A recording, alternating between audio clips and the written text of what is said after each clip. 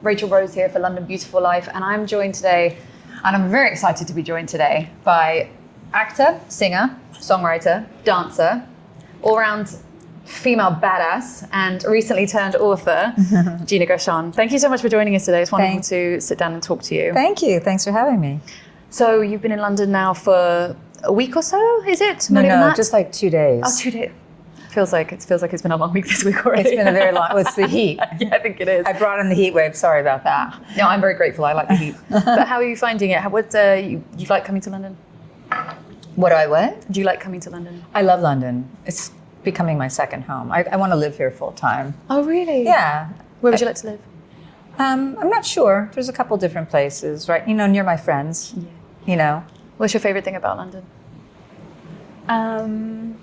It's so beautiful. I love walking through the parks.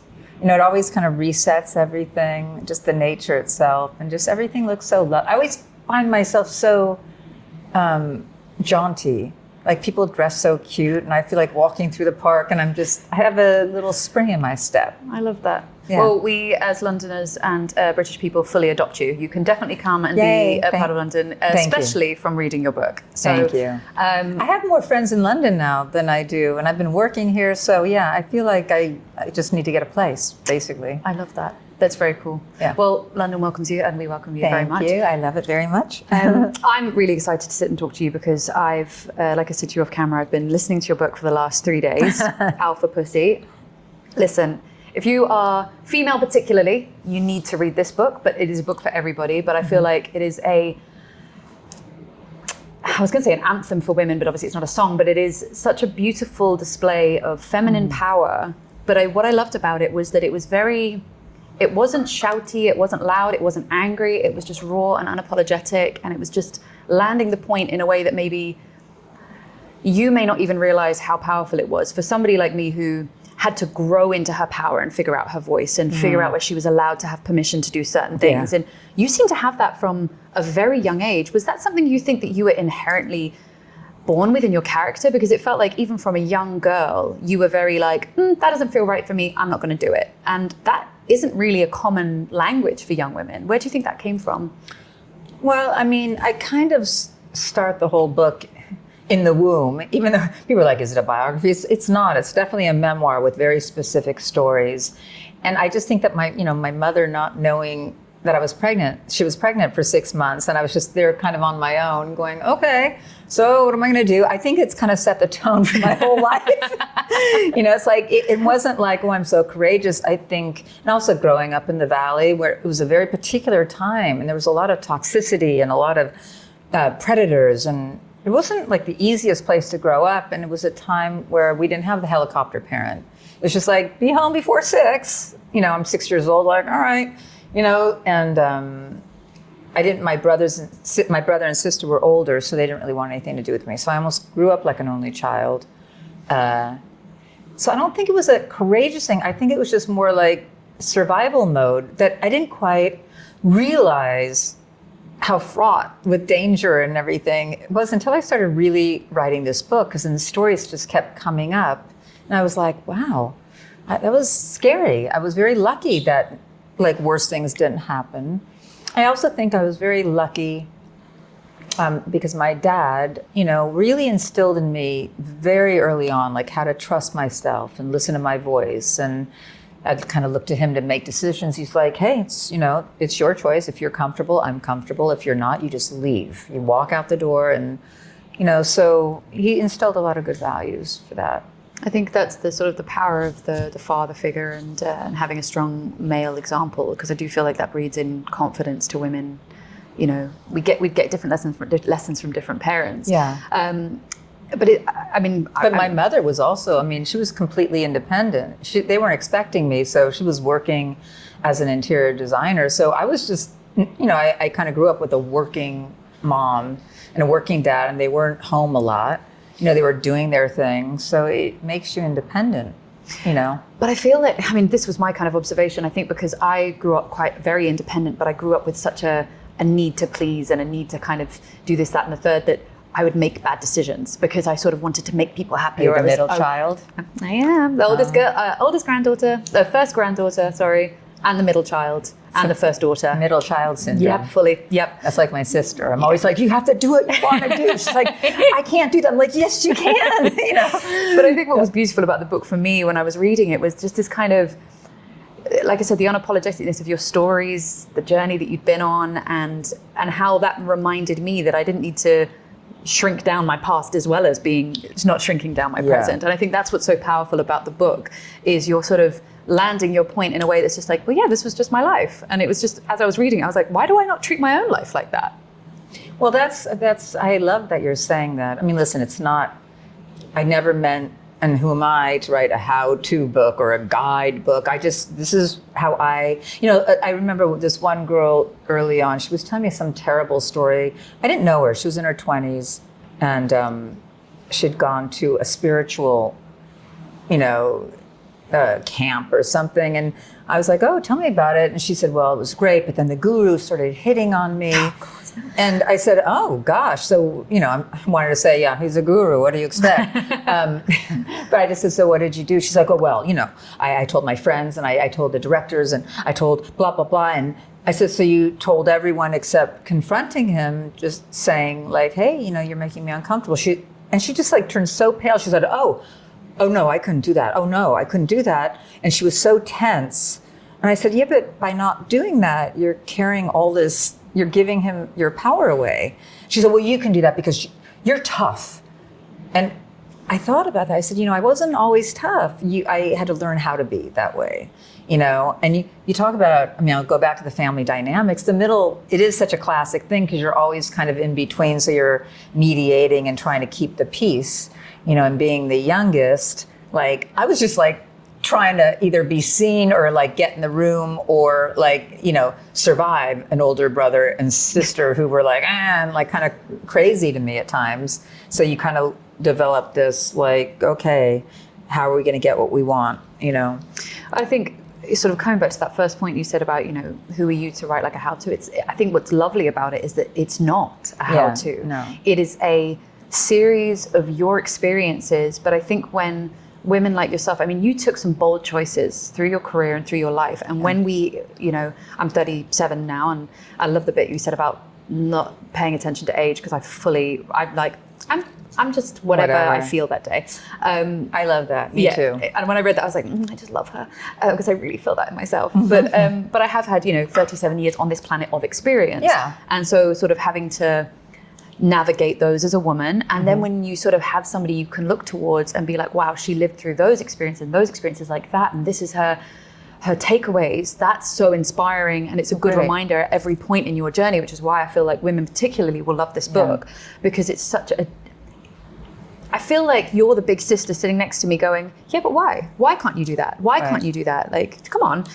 And so it's not like a beat around the head, but it's not like a softly. It's just like it's almost matter of fact. And that's what I think I took away from it. And I feel like a lot of people can take away from it. I love that. Yeah, I've had a very nice response in the little time it's, women coming up saying, oh my God, it gave me courage to do it, or to, look someone in the eye. The whole point of the AlphaPussy is just, when I was training my cat, was wreaking havoc on me, and finally I'm like, oh my God, I can't have this cat like ruining my life, and I made up the little game where I stared at him and he stared at me, and after a while he went and submitted, and I became the AlphaPussy. And then I realized, that, oh, this actually works on humans too. Instead of looking away, if you just like kind of look someone in the eye and very nicely speak your truth, it seemed to work a lot better than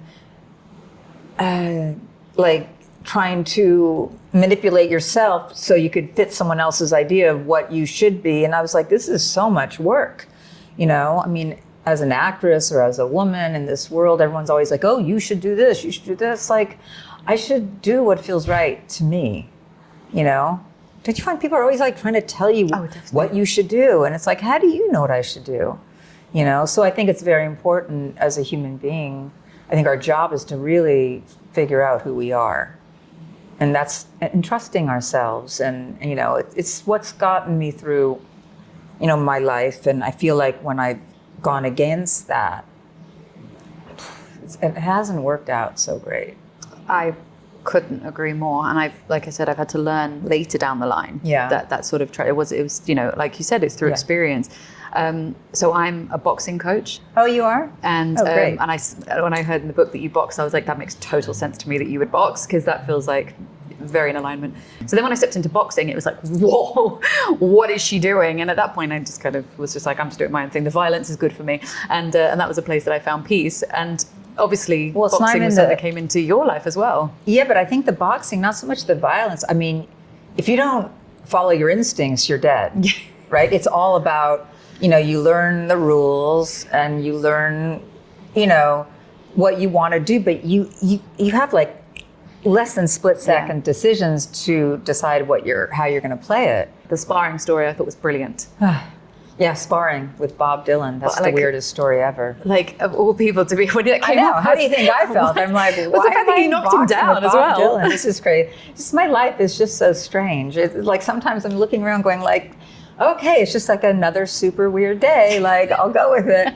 I mean, he was so into boxing, and I started boxing because I wanted to change my physicality, and I was so like, I'm so girly in that way, and I needed for Bound. I wanted to become like stone and calm and like very, that sort of boxer, not haggard, more like, Robinson or something. And I'm very reactive, probably from having a big brother who I'd be like, oh my God, I don't want to be pinned and have the loogie torture, so I'm always very much like this, but I wanted just to calm it down and just be very observational and present in a different way. So I thought the boxing would do that, except then one day my trainer was like, listen, you're still reacting. Wait, we need to get you in the ring with someone so you could work on, subtle movements. And I'm like, I don't want to be hit. And he said, no, it'll be fine. And he said, Gina, Bob, Gina. And I'm like, that's Bob Dylan. That's so weird. And I'm like, I can't hit Bob Dylan. Like, honestly, I really can't. Like, this is just weird. He said, no, you guys are. And we were perfectly suited and perfectly matched. And we had a very funny conversation, as I talk about in the book. But as soon as he kind of very lightly jabbed me, and I had a mask on in the face, and I kept saying, don't hit me because my nose has been broken. And he barely touched me. Without even thinking, I just went, ah! And I gave him a right hook as hard as I could. It was just a pure reaction. I mean, we were in the ring. I think it was fair. He says, I sucker punched him, but I really didn't. But I was horrified when he went down. I'm like, oh my God. But it was a very interesting day. But this is the thing about this book, is there are stories like this, like from the beginning all the way to the end. And I had to stop at certain points to remind myself that this was not fictional. Like, this was this is your life. And I was like, hang on a minute, this is actually happening to this. Like, there was just some crazy things, like that story. I was like, how does somebody end up sparring with Bob Dylan? I know. My life is weird. I mean, everyone's like, oh, you're going to write? I said, my life, the last book I wrote, they're like, this is crazy. I'm like, truth is stranger than fiction. I mean, especially in my life. I wish I was that inventive of a writer. I'm like, I'm just going to write down what happened. People were like, oh, you made that up. I'll be like, yes, I know. I mean, I'm really just storytelling. And I always think it's normal, but then, when I talk to people, I realize there's a lot of weird stuff that goes on, because I just kind of flow, and then strange things seem to occur, and it's really fun. But I feel like that's a really beautiful way to live, because it's very much like for the plot. It's very much by following your instincts. You've had this rich, colorful, incredible life, and the projects that you've done, although may not have seemed sort of that,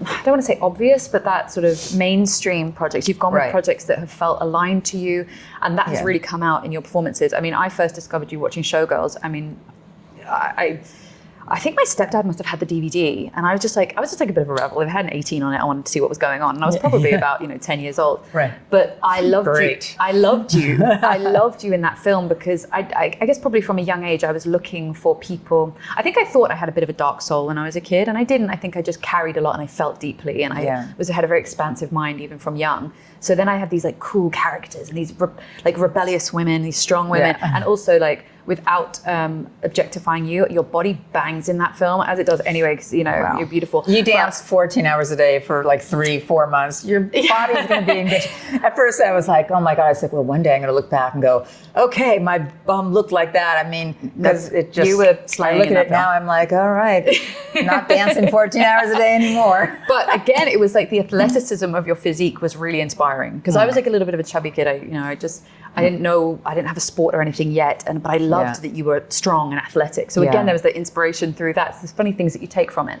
And I've come through that film and come back to it a few times, but also Bound. I watched Bound from a really young age, which is, again, I guess I was looking for other people who felt like me. Oh, even nice. if it was like, not necessarily through sexuality or something, but just you did something that was different, and you were dangerous, and you were bold, and you were brave, and you tried different things. So you were just leading by your heart, but that fed down to a young girl who was just looking for something that was different, that felt more like home than maybe the cheerleader movie or something like that. Well, I think they're interesting, those parts in particular. I've never really been cast as like the girl next door or as like the girlfriend, and a part of me is like, wait, why aren't I getting cast? But the truth is, I think Bound and Showgirls, if you're looking at as a young girl, they're both very strong, very independent women who kind of, march to their own tune. And so maybe that's what you were responding to. Our final question before I have to say goodbye to you is, what would you like your legacy to be? Oh God, that's like, I have no idea. I have like a weird, not disassociative thing. It's so fun when people are talking to me, I'm like, oh wow. Like, I don't think about that stuff. Do you know what I mean? Should I? Like, am I supposed to? I don't know. I mean, I guess it's my a personal legacy. journey. I like, it makes me feel happy when, I feel like people I love and incredible friends and family, like I've been kind and I've been, this book has been interesting because people, like the more enlightened or the more knowledge one has for themselves, then hopefully you pass it on, right? But I just, my legacy, a good egg, a creative person, did what she wanted. I clearly am not, I don't know. I should know the answer to that, but I don't. I don't really think about it. That's okay. I think maybe it's something that will come with time, but from my perspective, your legacy is definitely inspiring women. So I can hand that over. I love that. If that's my legacy, I would love that. It almost blows my mind that isn't, you don't realize that that's what you're doing. I know people are telling me that a lot lately. Yeah. So it's really nice. I guess there's a part of me is like, well, who am I to do that? But I guess you lead by example, and if people are inspired, I never thought, ooh, this is going to be inspiring. I just thought this is what I'm supposed to do. Because when I go against what I really feel, it doesn't turn out well for me, on any level. So if that's a good wake up call to people, great. I don't know. I just want everyone to have a good life and to be kind. Yeah. Well, you've just been a very consistent female presence, evidently, in my life. And then when reading the book or listening to the book, so I listened on audio, which also everyone can do because it's lovely because it's narrated by Gina herself. So you can feel like she's just like your best. I feel like you can just like get a cup of coffee or get a cocktail and just sit in with your headphones in. It feels like you're right there. But you are definitely, I can speak from my position, an inspiration for women. Oh, and you have consistently been one just by being yourself and by following your intuition. Your inner light. You've been helping others to do exactly the same thing, and that's very nice. No, I wouldn't say it if I didn't mean it. It's really wonderful. So I feel very honored to have sat with you today. I could talk to you for hours, but I know you have a very busy time pushing the book and having meetings in London and things. So thank you so much. That's it? That we're done? I know. We can't talk longer? I know. I'd happily talk longer, but what time is it? It's nearly 3:10. We've been talking for like 20, 25 minutes. Already? Wow, that went fast. I know, but I've loved the time. So thank you so much for it. Thank you. I'm so glad that you connected to it. It makes me feel good. I didn't write it for any reason like, oh, I'm going to tell women. All these stories, my friends kept saying, these are such funny stories. And at some point, it was supposed to be something else. And then I'm like, I better just start writing stuff down before I forget it, And then as I was going through, just stories started presenting. Once I realized what the theme of the book was, like, it's like little memories were like, me too, show us, we want to be told. And I'm like, why am I thinking about that? I'm like, wow, like, that's a weird story. all that, I didn't think I was going to write so much about the Valley when it started. And all of a sudden that overtook everything. My publisher's like, so are you doing a coming of age in the Valley story? Because you really have more story. I said, I know, they just keep popping up. But then I just balanced it out at a certain point. But I think that's the beauty of it, again, is that you're not trying to force a narrative. And I think when things are authentic and you're just sharing, that's normally when the point lands bigger, heavier, harder. Thank you for saying that. Because thank you. Like I said, I had my headphones in and I just had a coffee. I was sitting in the sun and I was like, I feel like you're just sort of giving me just a little nod to my own life. And I think that's what's beautiful about it. So thank you so much. You're so welcome. Good luck with the rest of the book tour. And Thank you have so much. A lovely summer in London as well. Oh, thanks a lot. Thank you. This was fun. Yeah, I really enjoyed it.